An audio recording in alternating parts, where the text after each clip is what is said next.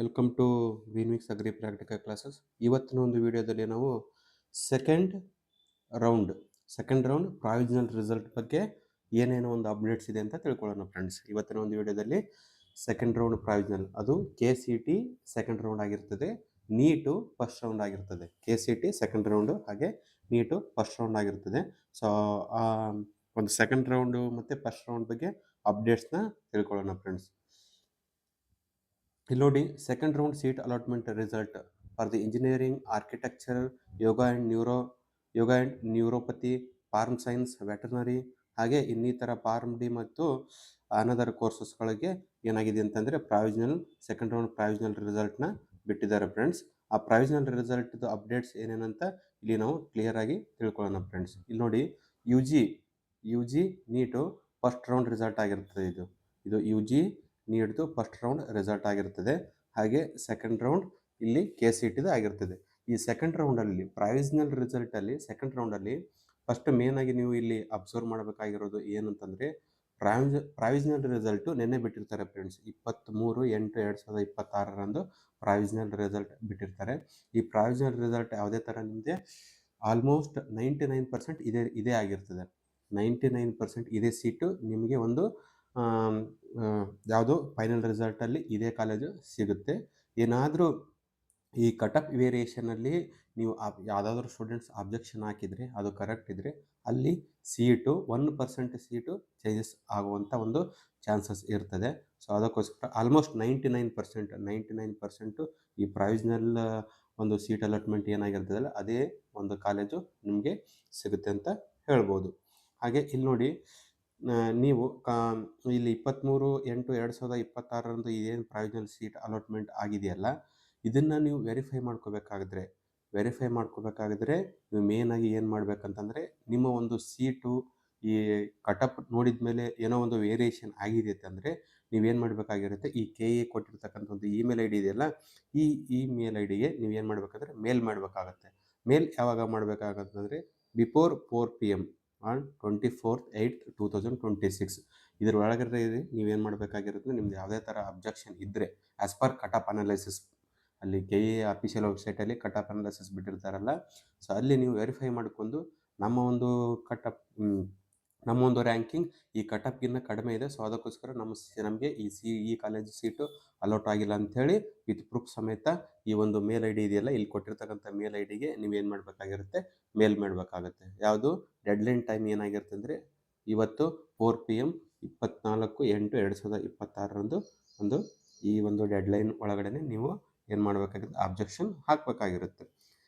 ಮತ್ತು ಇನ್ನೊಂದು ಇಲ್ಲಿ ನೋಡಿ, ಯಾವುದೇ ಥರ ಒಂದು ಸ್ಟೂಡೆಂಟ್ಸ್ಗೆ ಸೀಟ್ ಅಲೌಟ್ ಆಗದೆ ಇರೋದಕ್ಕೆ ರೀಸನ್ ಏನಂತಂದರೆ, ಅವರು ಏನಾಗಿರ್ತದೆ ನಾನ್ ಎಂಟ್ರಿ ಆಫ್ ಆಪ್ಷನ್, ಯಾವುದೇ ಥರ ಆಪ್ಷನ್ ಎಂಟ್ರಿ ಮಾಡಿರಲ್ಲ ಅಂಥ ಒಂದು ಸ್ಟೂಡೆಂಟ್ಸು ಯಾವುದೇ ಥರ ಅಬ್ಜೆಕ್ಷನ್ಸ್ ಹಾಕೋಕ್ಕೆ ಬರಲ್ಲ ಮತ್ತು ಸಬ್ಮಿಟ್ ಮಾಡೋಕ್ಕೂ ಬರಲ್ಲ. ಯಾವ ಸೀಟ್ ಅಲೌಟ್ ಆಗಿರ್ತದಲ್ಲ ಅಂಥ ಸ್ಟೂಡೆಂಟ್ಸ್ ಮಾತ್ರ ಅವ್ರು ಏನು ಮಾಡಬೇಕಾಗಿರುತ್ತೆ ಅಂದರೆ ಅವರು ಒಂದು ಅಬ್ಜೆಕ್ಷನ್ನ ಹಾಕ್ಬೋದು.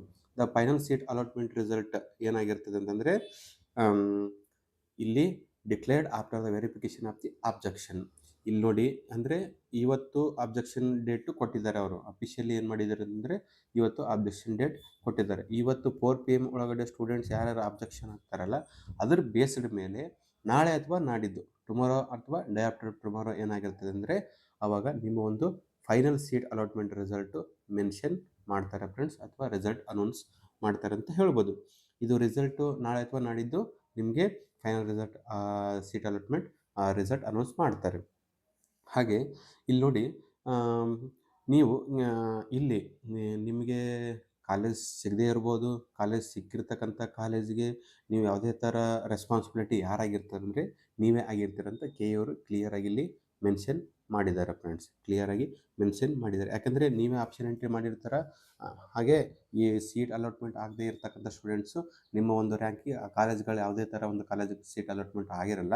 ಸೊ ಅದಕ್ಕೋಸ್ಕರ ಯಾವುದೇ ಥರ ಕಾಲೇಜ್ ಸೀಟ್ ಅಲಾಟ್ಮೆಂಟ್ ನಿಮಗೆ ಈ ಒಂದು ಆಪ್ಷನ್ ಎಂಟ್ರಿಲಿ ಆಗಿರಲ್ಲ ಫ್ರೆಂಡ್ಸ್. ಹಾಗೆ ಇನ್ನೊಂದು ಏನು ಮಾಡಬೇಕಾಗಿರುತ್ತೆ ಅಂದರೆ, ಆಫ್ಟರ್ ಸೆಕೆಂಡ್ ರೌಂಡ್ ಏನು ಮಾಡಬೇಕು ಸ್ಟೂಡೆಂಟ್ಸು ಅಂತಂದರೆ, ಇಲ್ಲಿ as per first round declaration ಪ್ರಕಾರ ಇಲ್ಲಿ ಸೆಕೆಂಡ್ ರೌಂಡ್ ಆದಮೇಲೆ ಸೆಕೆಂಡ್ ಎಕ್ಸ್ಟೆಂಡಿಂಗ್ ರೌಂಡ್ ಅಂತ ಬಿಡ್ತಾರೆ every year. Second extending round ಅಂದರೆ ಥರ್ಡ್ ರೌಂಡ್ ಅಂತೇಳಿ ಬಿಡ್ತಾರೆ. ಥರ್ಡ್ ರೌಂಡ್ ಅಂತೇಳಿ ಬಿಡ್ತಾರೆ ಫ್ರೆಂಡ್ಸ್. ಅದು ಸೆಕೆಂಡ್ ಎಕ್ಸ್ಟೆಂಡಿಂಗ್ ರೌಂಡ್ ಆಗಿರ್ತದೆ. ಸೊ ಅಲ್ಲಿ ಏನಾಗಿರ್ತದೆ ಅಂದರೆ, ಈ ಸೆಕೆಂಡ್ ರೌಂಡಲ್ಲಿ ಸೀಟ್ ಅಲಾಟ್ ಆಗಿರ್ತದಲ್ಲ ಸ್ಟೂಡೆಂಟ್ಸು, ಅವರು ಈ ಸೆಕೆಂಡ್ ಹೋದ ವರ್ಷ ಇದು ಹೇಳ್ತಿರೋದು ನಾನು. ಹೋದ ವರ್ಷ ಯಾವ ಥರ ಅಂದರೆ, ಪ್ರೀವಿಯಸ್ ಇಯರ್ಸಲ್ಲಿ ಯಾವ ಥರ ಅವರು ಕರೆಕ್ಟಾಗಿ ಒಂದು ರೂಲ್ಸ್ ರೆಗ್ಯುಲೇಷನ್ಸ್ ಫಾಲೋ ಮಾಡಿದ್ದಾರೆ ಅಂತಂದರೆ, ಸೆಕೆಂಡ್ ರೌಂಡಲ್ಲಿ ಅಲಾಟ್ ಆಗಿರ್ತಕ್ಕಂಥ ಸ್ಟೂಡೆಂಟ್ಸು ಈ ಕಾಲೇಜ್ ಸೀಟ್ದು ಆ ಫೀಸ್ ಏನಿದೆ ಆ ಫೀಸ್ ಪೇ ಮಾಡಿ ಥರ್ಡ್ ರೌಂಡ್ಗೆ ಪಾರ್ಟಿಸಿಪೇಟ್ ಮಾಡ್ಬೋದಾಗಿತ್ತು. ಬಟ್ ಈಗ ಈ ವರ್ಷ ಅಪ್ಡೇಟ್ ಏನು ಮಾಡಿದ್ದಾರೆ ಅಂದರೆ, ಅವರು ಚಾಯ್ಸ್ 1 ಆರ್ ಚಾಯ್ಸ್ 4 ಅಷ್ಟೇ ಕೊಟ್ಟಿದ್ದಾರೆ ಫ್ರೆಂಡ್ಸ್. ಚಾಯ್ಸ್ 1 ಅಥವಾ ಚಾಯ್ಸ್ 4 ಅಷ್ಟೇ ಕೊಟ್ಟಿದ್ದಾರೆ. ಅದು ಏನಾಗಿರ್ತದೆ, ಚಾಯ್ಸ್ 1 ಆಗಿರ್ತಕ್ಕಂಥ ಸ್ಟೂಡೆಂಟ್ಸ್ ಅಂದರೆ, ಈಗ ಸೀಟ್ ಅಲಾಟ್ ಆಗಿರ್ತಕ್ಕಂಥ ಸ್ಟೂಡೆಂಟ್ಸು ಚಾಯ್ಸ್ 1 ಸೆಲೆಕ್ಟ್ ಮಾಡಿ ಅವರು ಕಾಲೇಜ್ಗೆ ಅಡ್ಮಿಷನ್ ತೊಗೊಂಡು, ಅದಾದಮೇಲೆ ಅವ್ರು ಏನು ಮಾಡಬೇಕಾಗಿರುತ್ತೆ ಅಂದರೆ ಥರ್ಡ್ ರೌಂಡಿಗೆ ಪಾರ್ಟಿಸಿಪೇಟ್ ಮಾಡಬೇಕಾಗುತ್ತೆ ಅಂತ ಕೆ ಇ ಅವರು ಒಂದು ಅಪ್ಡೇಟ್ ಕೊಟ್ಟಿದ್ದಾರೆ. ಈ ಚಾಯ್ಸ್ 4 ಏನಾಗಿರ್ತದೆ ಅಂದರೆ, ನಮಗೆ ಇಲ್ಲಿ ಅಲಾಟ್ ಆಗಿರ್ತಕ್ಕಂಥ ಸೀಟ್ ಯಾವುದೇ ಥರ ಬೇಡ, ನಾವು ಕೆ ಸಿ ಟಿಯಿಂದ ಹೊರಗೆ ಬರ್ತೀವಿ ಅಂತ ಹೇಳಿ ಚಾಯ್ಸ್ 4 ನೀವು ಚೂಸ್ ಮಾಡಿ ಕೆ ಸಿ ಟಿಯಿಂದ ಹೊರಗಡೆ ಬರ್ಬೋದು ಫ್ರೆಂಡ್ಸ್. ಬಟ್ ನೀವು ಏನೂ ಬಿಡದೇನೆ ನಾವು ಚಾಯ್ಸ್ 1 ಕೊಟ್ಟಿಲ್ಲ, ಚಾಯ್ಸ್ 4 ಕೊಟ್ಟಿಲ್ಲ ಅಂತಂದರೆ, ನೀವು ನಾವು ಒಂದು ವರ್ಷ ಲಾಂಗ್ ಟರ್ಮ್ ಮಾಡಿ ನಮ್ಗೆ ಬೇಕಾಗಿರ್ತಕ್ಕಂಥ ಸೀಟ್ ತೊಗೊಳ್ತೀವಿ ಅಂತ ಅಂದ್ಕೊಂಡ್ರೆ, ಬಟ್ ಏನಾಗಿರ್ತದೆ ಅಂದರೆ, ಇಲ್ಲಿ ನೀವು ಸೀಟ್ನ ಚಾಯ್ಸ್ 4 ಅಥವಾ ಚಾಯ್ಸ್ 1 ಕೊಡದೇ ಇರತಕ್ಕಂಥ ಸ್ಟೂಡೆಂಟ್ಸು ನೆಕ್ಸ್ಟ್ ಇಯರ್ಗೆ ಕೆ ಸಿ ಟಿನಲ್ಲಿ ನಿಮಗೆ ಆಪ್ಷನ್ ಎಂಟ್ರಿ ಮಾಡೋದಕ್ಕೆ ಕೆಲವೊಂದು ಸೀಟ್ಗಳು ಅಥವಾ ಕೆಲವೊಂದು ಕೋರ್ಸ್ಗಳಿಗೆ ಅಲೌ ಇರಲ್ಲ. ಸೊ ಇದನ್ನು ನೀವು ಮೇನಾಗಿಲ್ಲಿ ಅಬ್ಸರ್ವ್ ಮಾಡಬೇಕಾಗಿರೋದು. ಸೊ ಅದಕ್ಕೋಸ್ಕರ ನೀವು ಎರಡರಲ್ಲಿ ಚಾಯ್ಸ್ 1 ಅಥವಾ ಚಾಯ್ಸ್ 4ಅಲ್ಲಿ ಕಂಪಲ್ಸರಿ ಕೊಡಲೇಬೇಕಾಗಿರುತ್ತೆ. ಇದನ್ನು ನೀವು ವಿದ್ಯಾರ್ಥಿಗಳಲ್ಲಿ ಗಮನಿಸಬೇಕಾಗಿರೋದು ಮುಖ್ಯವಾಗಿರ್ತದೆ.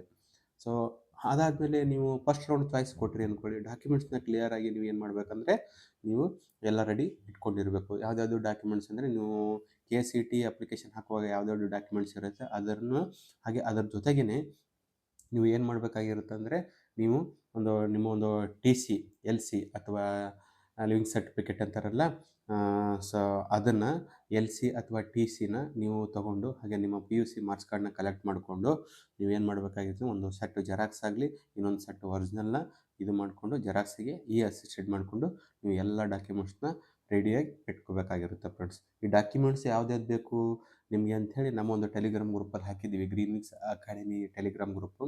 ಆ ಟೆಲಿಗ್ರಾಮ್ ಗ್ರೂಪ್ ಲಿಂಕು ಡಿಸ್ಕ್ರಿಪ್ಷನಲ್ಲಿ ಕೊಟ್ಟಿರ್ತೀವಿ. ನೀವು ಅಲ್ಲಿ ಹೋಗಿ ನಮ್ಮ ಒಂದು ಟೆಲಿಗ್ರಾಮ್ ಗ್ರೂಪ್ಗೆ ಜಾಯ್ನ್ ಆಗಿ, ಅಲ್ಲಿ ಪ್ರತಿಯೊಂದು updates related to K C T ಆಗಲಿ, ನೀಟ್ ಆಗಲಿ, ಪ್ರತಿಯೊಂದು ಅಪ್ಡೇಟ್ಸು ನಿಮಗೆ ಅಲ್ಲಿ ಅವೈಲೇಬಲ್ ಇರುತ್ತೆ. ಸೊ ಅಲ್ಲಿ ನೀವು ಕೇಳಬೇಕಾಗಿರುತ್ತೆ. ಇನ್ನೂ ಹೆಚ್ಚಿನ ಮಾಹಿತಿಗೆ ಯಾವುದೇ ಥರ ಡೌಟ್ಸ್ ಇದ್ದರೂ ಸಹ ಡಿಸ್ಕ್ರಿಪ್ಷನಲ್ಲಿ ನಮ್ಮ ನಂಬರ್ ಕೊಟ್ಟಿರ್ತೀವಿ, ಆ ನಂಬರ್ಗೆ ಕಾಂಟ್ಯಾಕ್ಟ್ ಮಾಡಿ ನಿಮ್ಮ ಒಂದು ಡೌಟ್ಸ್ನ ಕ್ಲಾರಿಫಿಕೇಷನ್ ಮಾಡ್ಕೋಬೋದಾಗಿರುತ್ತೆ. ಹಾಗೆ ಇದೇ ಥರ ಪ್ರತಿಯೊಂದು ಅಪ್ಡೇಟ್ಸ್ಗೆ ನಮ್ಮ ಒಂದು ಯೂಟ್ಯೂಬ್ ಚಾನಲ್ನ ನೀವು ಸಬ್ಸ್ಕ್ರೈಬ್ ಮಾಡ್ತಾ ಅಂತ ಹೇಳ್ತಾ ಇವತ್ತಿನ ಒಂದು ವೀಡಿಯೋನ ಎಂಡ್ ಮಾಡೋಣ friends. Thank you every one.